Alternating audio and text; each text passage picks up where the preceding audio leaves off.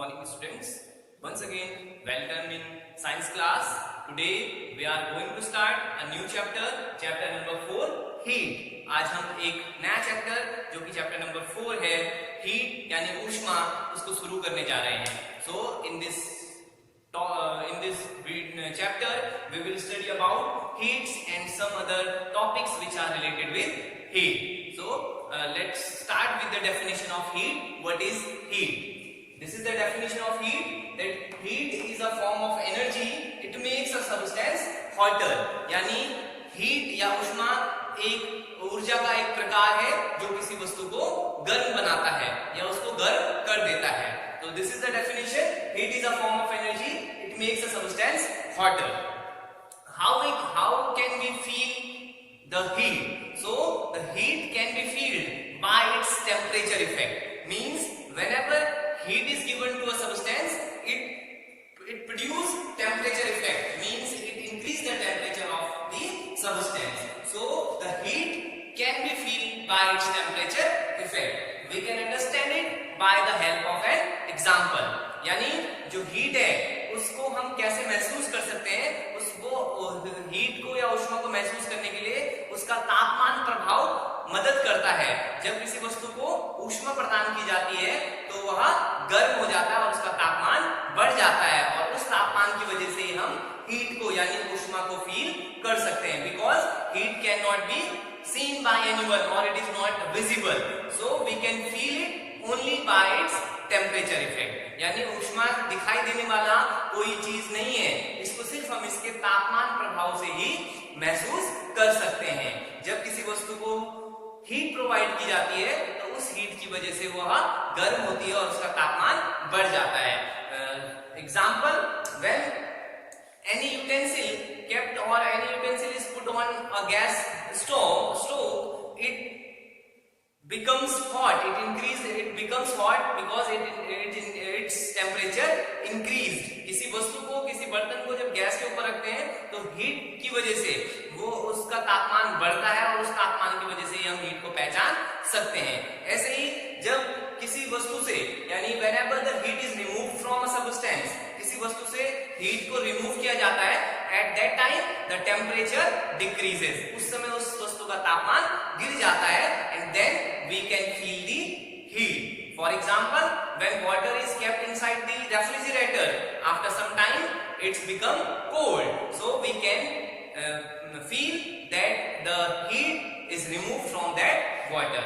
So this is about heat and how we can feel the heat. Once again, this is the definition. Heat is a form of energy. It makes substance hotter. यानी ऊष्मा एक प्रकार का एक ऊर्जा का रूप है जो किसी वस्तु को गर्म करता है. And we can feel it by its temperature effect. Means by providing heat or by removing heat from a substance, it produces temperature effect, and by the help of this temperature effect we can feel the heat. So now the next term is what is temperature.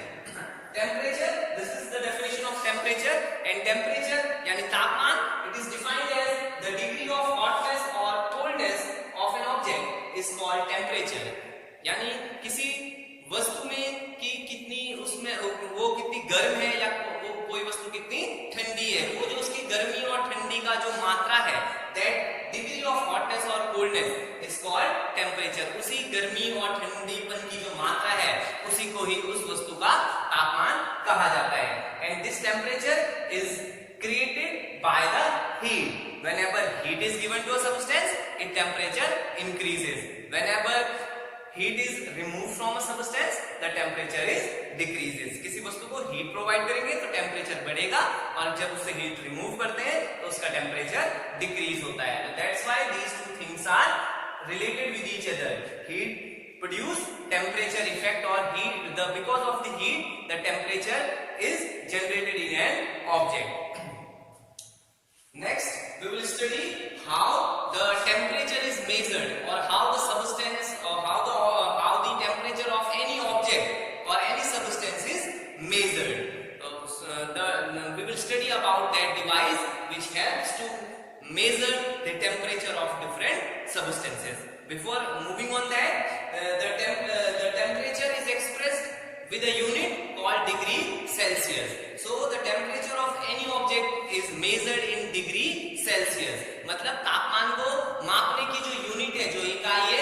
Degree Celsius है। For example, जब हम कभी बीमार होते हैं तो जब doctor हमें एग्जामिन करते हैं, चेक करते हैं, तो वो हमारा सबसे पहले टेम्परेचर मेजर करते हैं और बताते हैं कि what is the actual temperature of our body that time. For normal human being, का नॉर्मल हेल्दी ह्यूमन बीइंग, एक स्वस्थ मानव का जो शरीर का तापमान होता है वो औसतन 37 डिग्री सेल्सियस होता है। 37 डिग्री सेल्सियस को हम सामान्य तापमान मानते हैं, which is around if 98.6 Fahrenheit. So that measurement of that body temperature is expressed in degree Celsius. Same that temperature of every day is in a newspaper, or we can see in news that the today's temperature is 30 degree Celsius, 24 degree Celsius, maximum temperature is 30 degree Celsius, minimum is 24 degree Celsius. So the degree Celsius is the unit in which temperature is measured. Degree Celsius वह इकाई है जिसमें कि तापमान को मापा जाता है। Other than degree celsius there are two other units which are used to measure temperature or express temperature. Degree celsius के अलावा दो और इकाई भी है जिनमें कि तापमान को एक्सप्रेस किया जाता है। उनमें से एक है केल्विन और दूसरी होती है degree Fahrenheit. So these two are the other unit to measure temperature. So there are overall 3 units to measure temperature: degree Celsius, Kelvin and degree Fahrenheit. But most commonly used unit for temperature is degree Celsius. तो कुल मिलाकर 3 इकाइयां हैं तापमान को मापने की: degree Celsius, kelvin और डिग्री फ़ारेनहाइट। लेकिन जो सामान्यतः उपयोग की जाती है that is degree Celsius. Degree Celsius जो सामान्य इकाई है। मानव शरीर के तापमान को मापन के समय डिग्री फ़ारेनहाइट की टेम्परेचर स्केल का भी यूज करते हैं। Now we will study about the device which is used to measure temperature of the human body and also used to measure the temperature of other substance. यानी मानव शरीर या अन्य वस्तुओं का तापमान किस उपकरण के द्वारा किया जाता है, हम उसके बारे में। Thermometer. Thermometer is a device or instrument which is used to measure temperature. As I said, temperature is generated because of the heat, and the device which is used or instrument which is used to measure temperature, that device or that instrument is called thermometer. यानी thermometer वह उपकरण है या वह यंत्र है जिसके द्वारा तापमान को मापा जाता है। किसी भी वस्तु के तापमान को नापने के लिए, मापने के लिए जिस डिवाइस का, जिस उपकरण का इस्तेमाल करते हैं उसको कहा जाता है thermometer. So it is the device which is used to measure temperature of an object is called thermometer.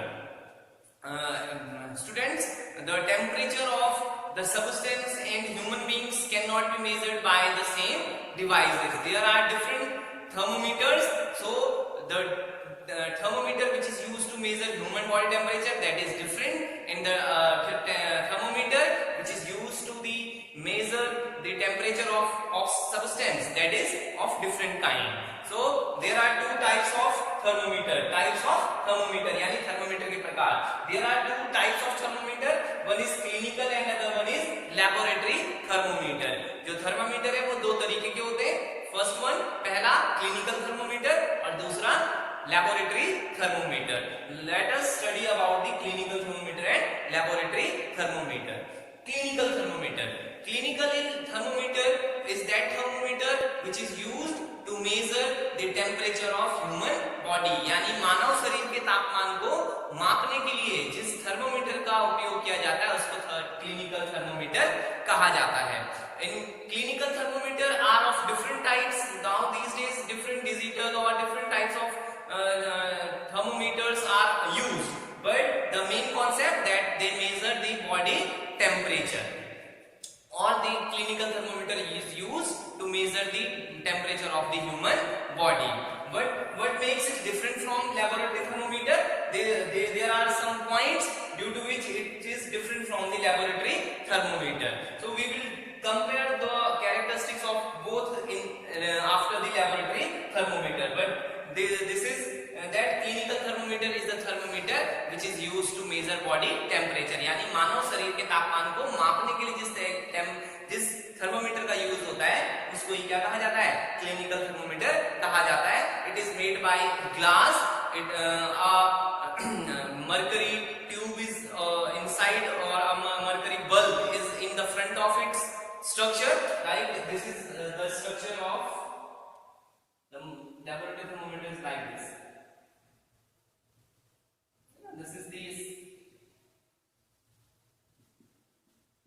This is the mercury bulb. ये mercury bulb होता है.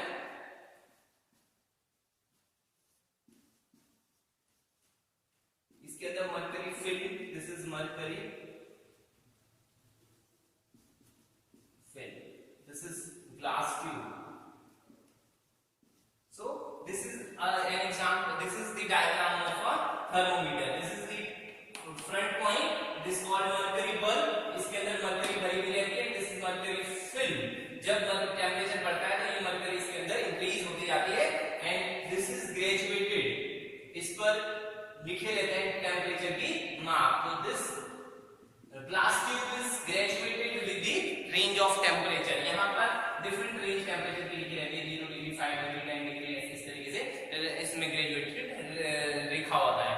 इसकी जो रेंज होती है it is 35 degree Celsius to 42 degree Celsius. जो normal temperature, minimum temperature record कर सकता है 35 डिग्री सेल्सियस, और अधिकतम टेम्परेचर जो रिकॉर्ड कर सकता है 42 degree Celsius. So this is about clinical thermometer. It is made up of a glass rod. It contains mercury bulb at its front. इसके सामने वाले हिस्से पर अगर भाग में mercury bulb होता है, इसके अंदर एक mercury film होती है, जिसके अंदर की जब तापमान बढ़ता है तो वो mercury का लेवल बढ़ता जाता है, और जब तापमान कम होता है तो mercury का लेवल डाउन होता जाता है. Now second type of thermometer is laboratory thermometer. दूसरे प्रकार का जो थर्मोमीटर है उसे कहा जाता है प्रायोगिक थर्मोमीटर या laboratory thermometer, because this thermometer is used to measure the temperature of different substances. क्योंकि इस थर्मोमीटर का प्रयोग अलग अलग वस्तुओं के तापमान को मापन करने के लिए किया जाता है. That's why it is called laboratory thermometer. It is also made up of glass tube. ये भी इसी तरीके की ग्लास ट्यूब से बना हुआ होता है. इसके अंदर भी मरकरी का एक बल्ब होता है और बीच में एक मरकरी की फिल्म होती है, पर जो अंदर है इसका साइज बड़ा होता है. It is the size of laboratory thermometer is quite bigger than the clinical thermometer. Clinical thermometer से इसका साइज ज्यादा बड़ा होता है. If we compare both the thermometers, अगर हम दोनों ही थर्मोमीटर की बात करें, दोनों को कंपेयर करें, तो जो क्लिनिकल थर्मोमीटर है it can measure the temperature range from 35 to 42 degree Celsius. यानी जो क्लिनिकल थर्मोमीटर है उसकी जो टेम्परेचर रेंज है वो 35 डिग्री से 42 डिग्री सेल्सियस होती है. ये इसी रेंज के टेम्परेचर को मेजर कर सकता है. जबकि जो लेबोरेटरी थर्मोमीटर होता है ये -10 डिग्री सेल्सियस से 110 डिग्री सेल्सियस तक के टेम्परेचर रेंज को मेजर कर सकता है. So the range of clinical thermometer is 35 degree Celsius to 42 degree celsius. Laboratory thermometer की जो टेम्परेचर रेंज है that is -10 degree Celsius to 110 degree celsius. मतलब ये 10 डिग्री से 110 डिग्री सेल्सियस के तापमान को माप सकता है. जबकि क्लिनिकल थर्मोमीटर सिर्फ 35 डिग्री सेल्सियस से 42 डिग्री सेल्सियस तक के तापमान को माप सकता है. इसकी रेंज इतनी ही होती है. एक और important difference that is in clinical thermometer here a kink is present. इस तरीके का एक कंस्ट्रक्शन या एक रुकावट यहाँ पर होती है. This construction is called kink, यानी एक तरीके की रुकावट. तो in clinical thermometer kink present, kink is present. इसमें किंक प्रेजेंट होती है. क्लिनिकल थर्मोमीटर में किंक प्रेजेंट होती है and kink is not present. Kink is not present. इसमें जो लेबोरेटरी थर्मोमीटर होता है जो कि वस्तुओं के तापमान को मापने के लिए होता है, उसमें किंक प्रेजेंट नहीं होती है. किंक का रोल क्या होता है ये आपको समझना पड़ेगा. This prevent the back flow of the mercury. Mercury का जो लेवल इसमें बढ़ जाता है तो जब सडनली टेम्परेचर डिक्रीज होता है तो ये किंक इसके इमीडिएट बैक फ्लो को रोकती है, ताकि इससे एक्यूरेट मेजरमेंट हो सके बॉडी टेम्परेचर का. सो kink is present in clinical thermometer and king is not present in the laboratory thermometer. How this king is important? जैसे ही किसी व्यक्ति के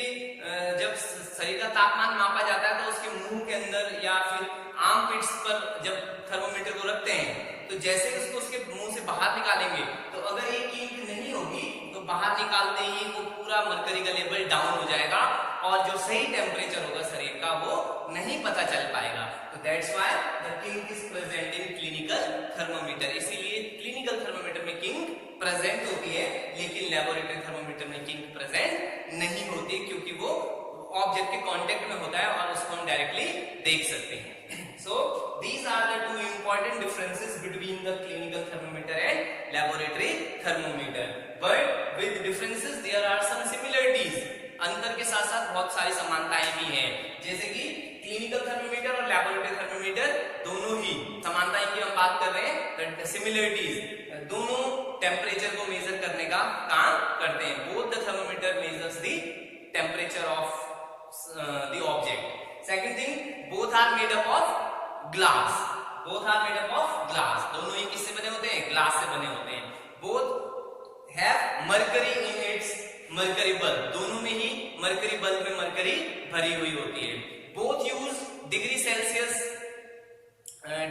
scale for measuring temperature. दोनों में ही डिग्री सेल्सियस स्केल का जो प्रयोग होता है तापमान को मापने के लिए।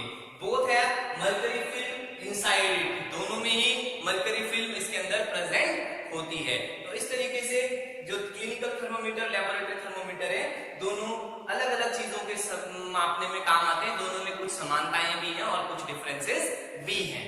एक और बात, क्लिनिकल थर्मोमीटर से जो ह्यूमन बॉडी टेम्परेचर मेजर करता है, जबकि लेबोरेटरी थर्मोमीटर अन्य सबस्टेंस के तापमान को मापता है। So by the help of clinical thermometer we can not measure the temperature of other substances. Clinical thermometer से हम किसी और वस्तु के तापमान को नहीं माप सकते हैं, क्योंकि अगर उस वस्तु का तापमान इसकी रेंज से ज्यादा होता है तो ये टूट जाएगा, ये ब्लास्ट हो जाएगा, बर्स्ट हो जाएगा। So clinical thermometer can not used to measure the temperature of other substances. वैसे ही लेबोरेटरी थर्मोमीटर की हेल्प से ह्यूमन बॉडी टेम्परेचर को एक्यूरेटली मेजर नहीं किया जा सकता है।